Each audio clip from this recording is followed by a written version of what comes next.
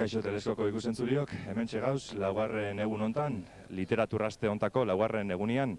Gaur kontan, orain arte ikusitakoan nahiko gauza ezberdina ikusiko hemen, eta egun hontako protagonista hementxe dugu, bera Ignatius da. Kaixo Ignatius, arratsaldeon.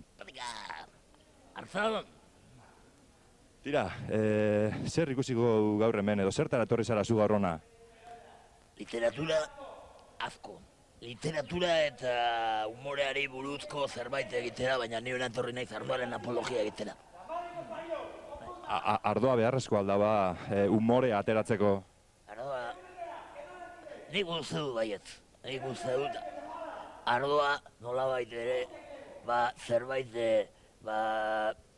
zerbait nire ustez baliozkoa ezagin zer ezan, niretzat humorea bera aurrera eramateko bizitza ondan uste dut humorea bera nahiko garrantzitsua eta importantea dela. Nire ustez nik ez dio tipo horrei ezer egin, nik uste dut tipo horrei humore falta, pixka bat falta zaila. Hori da nire, humorea batzutan morena batzuk ez daukat humorerik nik ezaten dut askotan, humore pixka simpatika da, baina ez dira tekazuri egiten, hori da. Aste honetan hemen literaturaz be hitz egingo da, eta gaur entzun zaitugu zuri poesiaz hitz egiten. Zer dokazu esateko literaturaz? Poesia, non dugu poesia, hori da galdera, poesia. Poesia falta da, beti denik.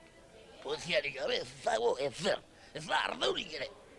Baina nik ardua eraten dut, por si acaso. Poesia agian inventatzeko, poesia sortzeko, ez da girik, baterak ez da, nik ez dugu jende guztiaren soluzioak, nik nire ditut. Niretzat ardoa, bikaina, poesia ezinbestekoa. Lehen aipatu duzu, humorea beharrezkoa dela, baina oraindik ez zaitugu ikusi irribarre bat egiten. Simpatika asko, alde egiten delako, simpatika, bitu, zeria jartzen da jendea ez da. Ni nire aspektua gaitik eta holan, bixan jendeari ez da diola gustatzen ez da. Humorea barruan dara bat, ez kanpoan. Beste batzuk kanpoan dara bat eta zaltzuak dira. Tira Ignatius, eskerrik asko zure denbora garrantzitsua guri eskaintzegatik, galdera honeik erantzun. Ez da garrantzitsua, ez da denbora da. Eta ez da ezinbestekoa. Eskerrik asko eta hor barruan ikusiko zaitugu. Merci beaucoup.